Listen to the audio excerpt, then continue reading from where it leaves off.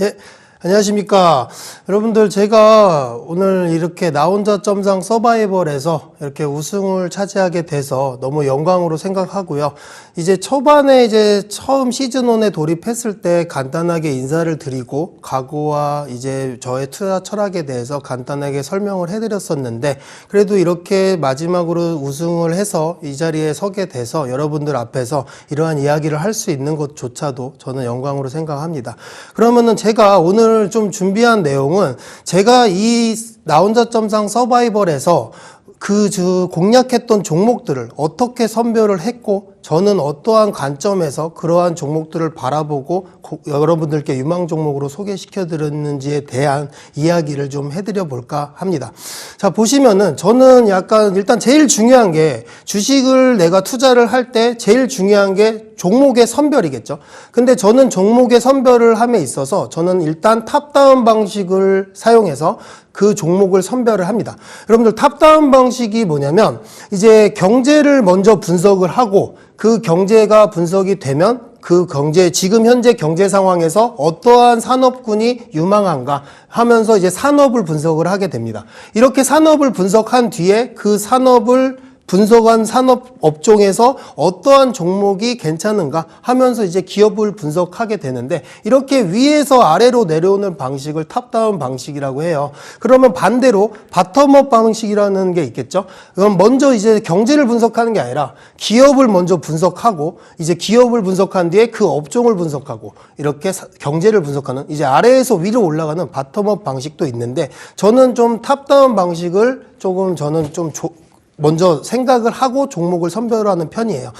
이렇게 해서 이제 제가 탑다운 방식을 이용해서 이제 기업을 분석을 해서 종목을 선정을 하게 되면, 저는 이제 그 다음으로 저는 보는 게 조금 수급이에요. 수급을 왜 보냐?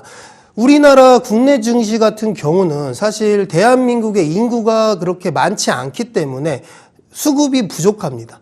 전 종목을 다 올릴 수 있을 만한 수급이 부족하고, 그래서 항상 외국인 투자자들의 수급에 영향을 많이 받잖아요. 외국인들이 팔면 떨어지고 외국인들이 사면 올라가고, 약간 이러한 상황이기 때문에 아무리 좋은 종목을 선별했어도 수급을 내가 보지 않는다면 그 종목이 오르지 않을 수도 있다라는 거예요. 그래서 저는 이렇게 탑다운 방식을 통해서 이제 실적까지 다 기본적 분석이 끝난 상태에서 수급을 분석하고, 그리고 그 수급이 만약에 들어오는 종목에 들어가게 돼요. 그렇게 해서 종목을 선별을 하게 됩니다. 그리고 나서 이제 종목을 선별했으면 우리가 공략을 해야겠죠. 그러면 저는 그 다음에 어떻게 공략을 하냐? 종목 선별을 한 뒤에 이제 기술적 분석을 통해서 매수가와 목표가 라인을 일단 설정을 합니다. 근데 여기서 여러분들 중요하게 생각해야 되는 게, 사고 팔 때는 항상 신중하게 해야 돼요, 여러분들. 그런데 매수가와 목표가 라인을 설정했다고 바로 내가 이 종목에 지금 들어가야겠다, 이렇게 저는 생각을 하지 않고, 공략 전에 일단 내가 선별한 종목에 기본적 분석이 이미 끝나 있는 상태이기 때문에, 그러면 이 종목에 내가 투자 기간을 얼마나 가져갈까를 생각을 해야 됩니다. 이 투자 기간을 정해놔야 내가 이 기간 동안 투자 계획을 세웠기 때문에 정확하게 내가 목표가를 달성하고 그 다음에 대응 전략을 세울 수 있고, 이렇게 좀 투자의 흐름을 이어갈 수 있다, 이렇게 말씀을 드리면서 투자 기간 설정, 이게 저는 중요하다고 생각하는 포인트예요. 그래서 내가 이 종목을 중장기적으로 나는 투자하겠다라는 생각을 했다는 건, 이미 아까 탑다운 방식을 통해서 기본적 분석이 끝난 상태이기 때문에 당연히 투자 기간을 설정할 수 있겠죠. 당연히 중장기적으로 유망하고 실적 성장이 가능한 종목이기 때문에 중장기적으로 저는 그 종목의 투자 기간을 설정했다는 거죠. 그러면 이렇게 투자 기간의 설정과 종목을 선별했고 매수가와 목표 라인까지 다 설정이 됐으면, 그 다음에 가장 중요한 부분입니다. 투자 기간에 맞는, 그 기간에 맞는 비중을 설정합니다, 여러분들. 내가 지금 주식 투자를 함에 있어서 전체 투자금이 있잖아요. 그러면은 그 투자금에 대해서 한 곳에 다 넣지는 않잖아요. 예, 전체적으로 이렇게 분산 투자를 하시면서 이제 다들 포트폴리오를 구성을 하실 텐데, 저는 약간 한 종목을 한 10종목 내에서 분산 투자하면서 포트폴리오를 구성하는 거를 저는 좀 저의 방식은 그렇게 투자를 하고 있고요. 그런데 이렇게 투자 기간을 정하고 비중을 설정한다. 그러면 어떻게 비중을 설정하냐? 또 이렇게 의문을 가질 수 있죠. 저는 좀 장기 투자하는 종목 같은 경우는 조금 더 비중을 처음에 많이 들어갑니다. 비중을 설정을 좀 높게 해요. 그 종목에 들어가는 전체 비중을 조금 더 높게 설정하고, 단기 트레이딩하고 단기 스윙으로 가는 이러한 종목들은 그 장기 투자하는 종목보다 비중을 좀 절반 정도로 가져가면서 처음에 들어가기 전에 비중 설정을 합니다.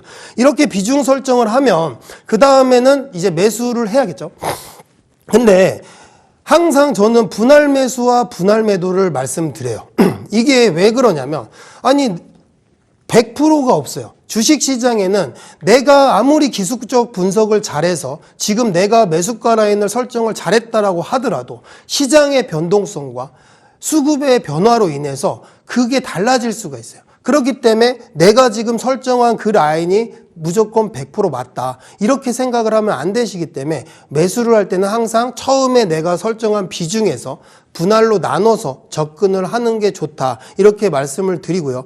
저희 이제 약간 내가 차트 분석을 잘 못하고 기술적 분석이 좀 약해서 내가 좀 매수를 하면은 좀 약간 떨어지는 경향이 많으신 분들은 저는 사실 이 분할을 좀 더 많이 하시기를 말씀드려요.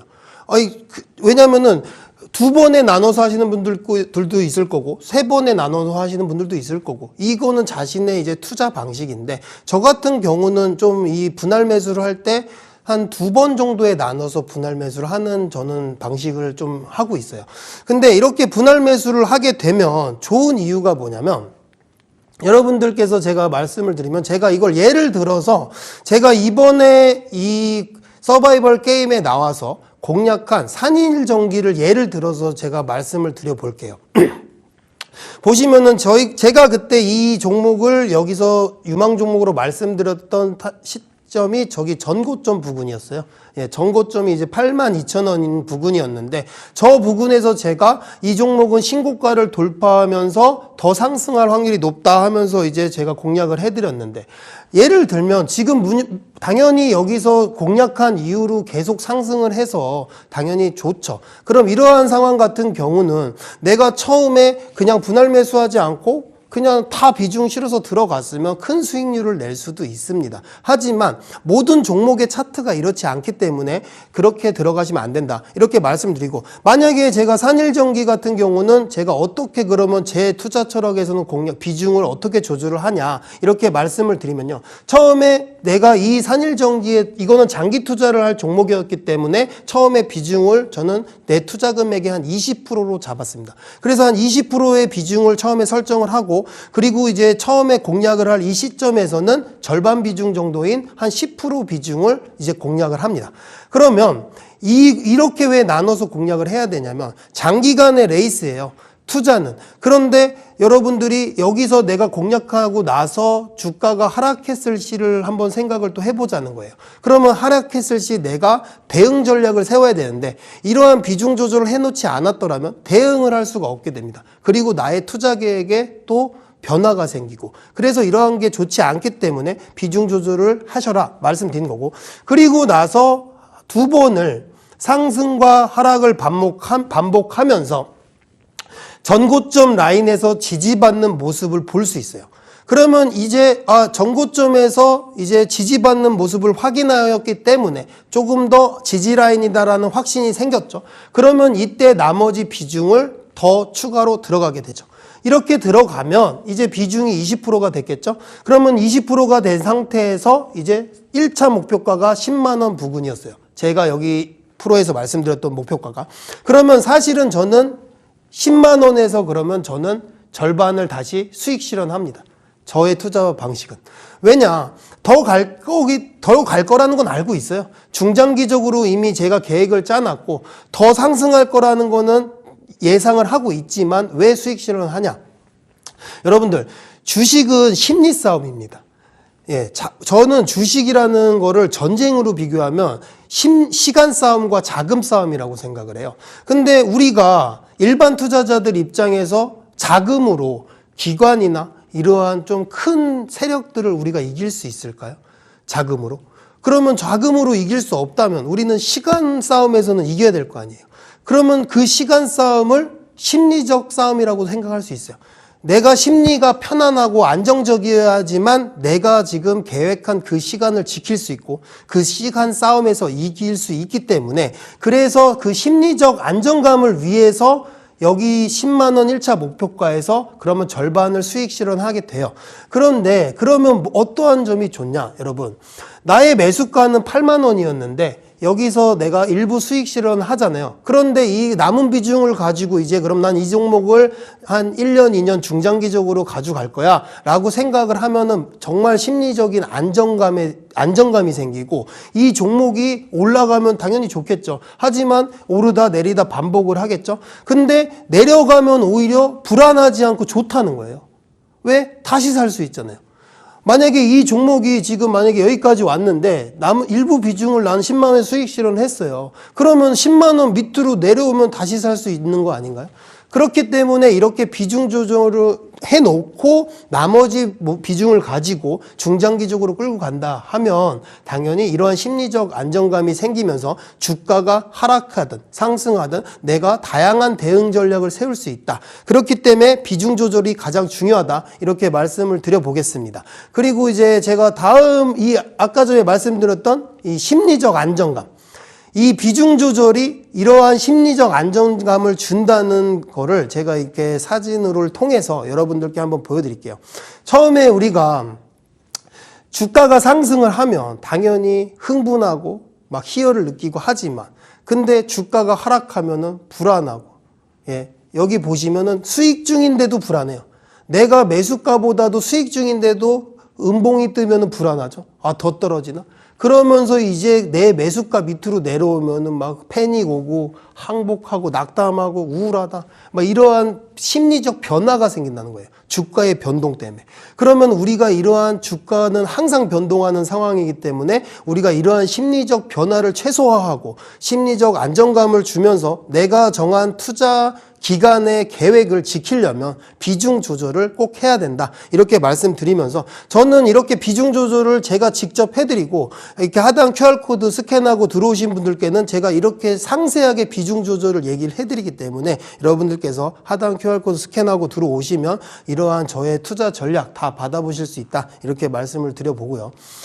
그리고 제가 오늘 또 두 번째로 준비한 내용은, 이제 지금 저는 이러한 관점에서 이 나 혼자 점상 서바이벌에서 이러한 종목들을 여러분들께 유망 종목으로 말씀을 드렸었는데, 근데 저는 이제 하반기에는 지금 이제 뭐 관세 협상도, 미국과 관세 협상이 타결도 됐고, 이제 새 정부의 정책의 방향성이나 이러한 게 이제 계속돼서 변화되지만 어느 정도 자리를 잡히면 이제는 전 본 게임이 시작됐다고 생각합니다. 이제는 그러한 정책 테마성으로 가는 종목이나 이제 뭐 관세 무풍지대, 뭐 트럼프의 수혜주, 이러한 종목들을 바라볼 게 아니라 이제는 본 게임이기 때문에 지금 현재 이 4차 산업, AI 산업 시대에 와 있는 상황에서 우리는 당연히 이 AI 수요 증가로 인해서 수혜를 받을 그 업종에서 종목을 선별해서 들어가야 큰 수익률을 낼 수 있고 정말 큰 봉우리 정상까지 올라갈 수 있다. 이렇게 말씀을 드리면서 AI 수요 증가와 기술 발전이 다양한 업종의 기업들의 성장 가능성과 실적 증가를 만들어 줍니다. 자, 요거를 제가 천천히 한번 설명을 해드릴게요. AI가 여러분들 보시면은 AI라는 인공지능이 반도체를 필요로 하겠죠. 왜? 이 AI가 클라우드 서버에서 데이터를 수집해서 그 연산을 해서 우리들에게 알려주는 거잖아요. 인공지능이. 그러려면 당연히 그 AI를 작동시킬 반도체가 필요하겠죠. 근데 최근에 보면은 AI 수요가 엄청 증가하고 있잖아요. 근데 AI 수요가 왜 증가할 것 같아요, 여러분? AI 수요가 우리가 막 사람들이 챗GPT를 많이 쓰고 그냥 그게 전 세계적으로 지금 퍼져서 AI 수요가 증가할까요? 예, 물론 그것도 있습니다. 왜, 뭐, 지금 사람들이 AI 모르는 사람이 없잖아요. 뭐, 지금 저희 부모님 세대들도 다 챗GPT 쓰시고 이러는 상황인데, 그것도 맞지만, 지금 AI 수요가 극대화되는 이유는 뭐냐면, 이러한 다른 기업들이 로봇이나 자율주행, 그리고 뭐, 스마트폰, 뭐, 다양한 지금 산업들에서 AI 기능을 접목시키고 있다는 거예요. 이러한 AI 기술을 접목시켜서 또 새로운 산업의 발전을 지금 만들고 있다는 거예요. 이 미래의 신사업인 뭐 우주항공이나 로봇, 자율주행 이러한 종목들은 지금 이러한 AI 기술을 통해서 당연히 이 미래 산업에 대한 기술 개발과 투자를 확대하고 있잖아요. 그러면 이렇게 기업들이 새로운 산업에 투자를 하고 경쟁을 하게 됩니다. 전 세계적으로 지금 기술 패권 전쟁을 하고 있잖아요. 그렇게 되면 이렇게 기술 패권 전쟁이 일어나면서 기술 발전을 시키려고 하는 상황에서 당연히 기업들이 AI 수요를 증가시켜요. 새로운 산업에 투자를 하고 하다 보면 당연히 이러한 기업들이 사용하는 AI 수요가 증가한다는 거예요. 그렇게 되기 때문에 AI 수요는 앞으로 극대화될 거다. 그러면 이게 어떻게 업종별로 영향을 주냐? 여러분들 AI 수요가 증가하면서 데이터 센터의 사용이 늘어나고 폭증하고 데이터 센터를 늘리고 있는 상황에서 전력 소비량이 증가하고 있죠. 그럼 전력 소비량이 증가를 하기 때문에 당연히 에너지가 부족하게 돼요. 에너지가 부족하기 때문에 원자력 에너지, 뭐 신재생 에너지, 이거는 이제 국가별로 어떻게 선호를 하냐가 좀 다르겠지만 두 가지를 모두 다 쓰는 게 가장 좋다고 해요. 그렇기 때문에 원자력과 신재생 에너지 같은 경우도 지금 유망 종목으로 항상 나오고 있잖아요. 그런데 제가 하반기에 이제 우리가 먼저 보고 가야 될 종목을 오늘 말씀을 드릴 건데 그 종목이 뭐냐? 다 좋아요. 이 AI 산업 자체가 지금 그냥 전체적인 업종에 이러한 새로운 기술 개발과 미래의 성장 원동력을 주고 있기 때문에 다 성장 가능성이 높아졌다는 거예요. 하지만 매출 발생이 언제부터 시작하냐는 우리를 봐야 된다는 거예요. 로봇 같은 경우는 휴머노이드 로봇 사업을 지금 기술 개발을 하고 있는데 지금 바로 매출이 발생하지 않잖아요. 지금 로봇 기업들 보면 유망한 종목 많죠. 미래엔 괜찮겠지만 바로 매출이 발생하지 않고 있기 때문에 지금 주가가 크게 대시세를 만들 수 없다. 미래에는 괜찮지만 지금은 아직은 아니다. 전 이렇게 말씀을 드리고, 그러면은 빠르게 매출이 증가할 우리가 업종을 봐야겠죠. 저는 그 업종을 첫 번째로 반도체라고 말씀을 드릴게요. 잠시만요. 여기 없네. 첫 번째로 제가 반도체라고 말씀드려요. 죄송합니다. 여기 첫 번째로 이제 반도체라고 말씀을 드릴게요. 반도체라고 제가 말씀을 드리는 이유는 지금 아직까지 이제 반도체는 이렇게 클라우드 서버나 데이터 센터에서 사용하는 AI 고성능 칩만을 생각하실 수 있을 텐데 이제 온디바이스 AI라고 해서 스마트폰이나 뭐 자동차, 가전제품, 뭐 이렇게 로봇에도 이제 온디바이스 AI로 따로 이제 반도체 칩이 들어가잖아요. 그러면 이러한 기술이 개발되고 새롭게 기능이 접목되면서 예전에 기존에 이러한 고성능 AI 칩이 아니라 레거시 반도체 쪽에서도 기술 개발을 해야 되고 성능을 업그레이드해서 그러면 그쪽에서도 반도체의 수요는 증가할 수밖에 없다. 그렇기 때문에 지금 이렇게 기업 간의 경쟁과 기업들의 기술 개발은 반도체가 즉각적으로 필요하기 때문에 반도체 섹터에서는 바로 매출이 발생을 한다. 이렇게 말씀을 드리면서 이제 우리는 반도체를 봐야 된다. 첫 번째로 이렇게 먼저 말씀을 드리고요. 그리고 두 번째 섹터는 저는 에너지라고 봅니다.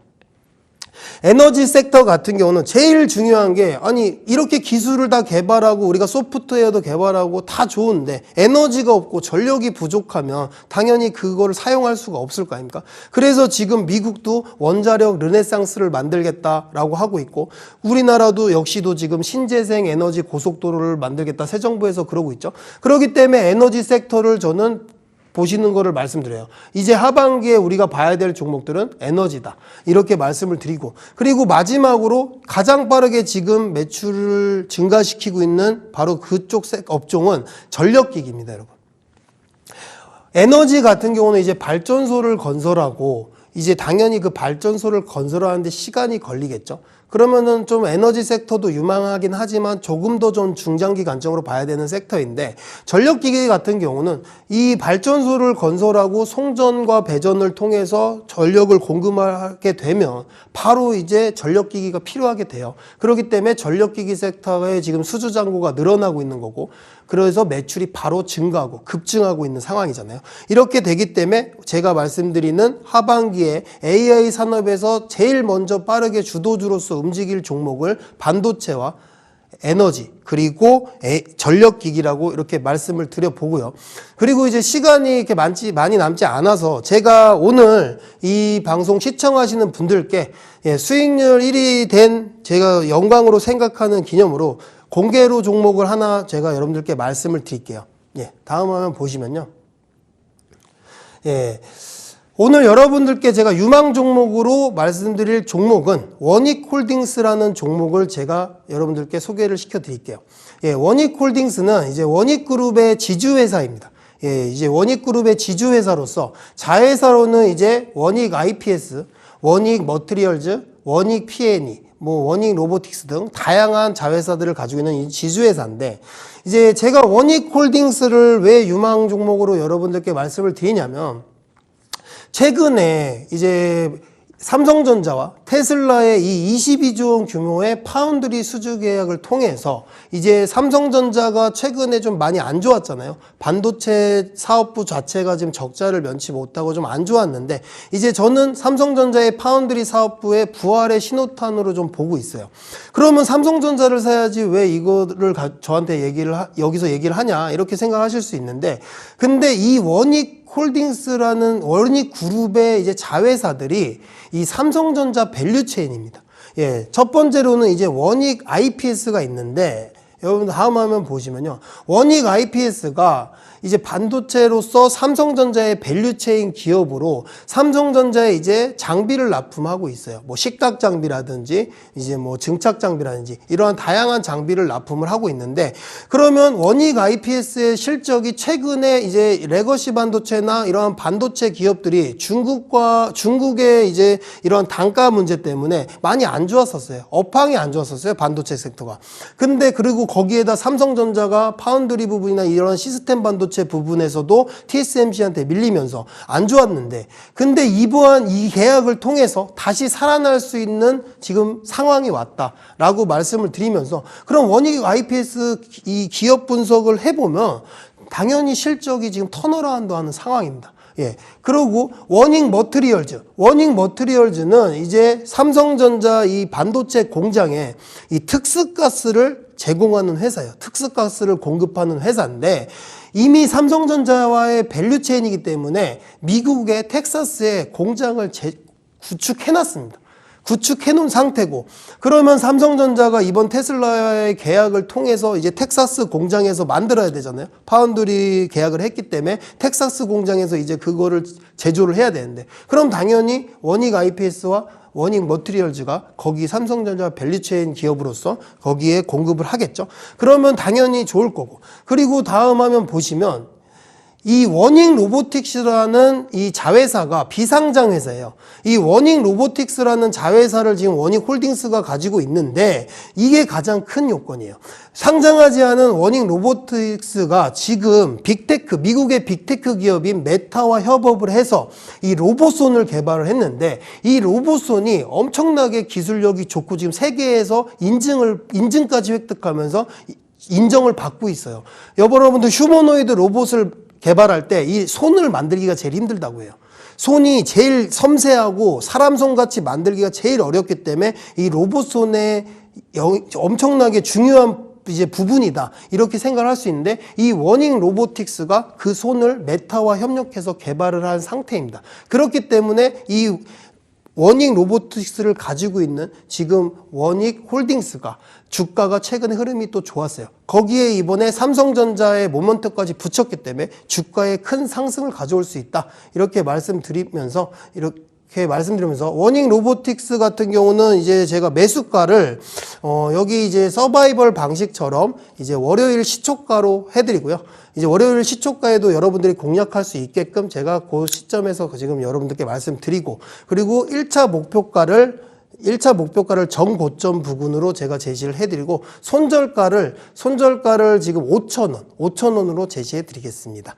예, 그러면 제가 오늘 여러분들께 한 가지 더 종목을 좀 말씀드리려고 했는데 좀 시간이 좀 부족한 관계로 그 히든 종목 한 가지를 좀 이제 알아보고 싶으신 분들은 하단 QR코드 스캔하고 들어오시면 이 원익홀딩스보다도 더 이제 좋은 종목이니까 스캔하고 들어오시면 제가 그 종목에 대해서는 따로 말씀을 드리고 대응 전략 말씀드려 보겠습니다. 그럼 오늘 제가 시간 관계상 이제 좀 마쳐야 될 것 같은데 더 자세하게 저와 소통하고 대응 전략 받아보고 싶으신 분들은 이 정보방 하단에 있는 QR코드 스캔하고 들어오시면 이제 제가 실시간으로 이렇게 여러분들과 소통하고 말씀을 드려 보겠습니다.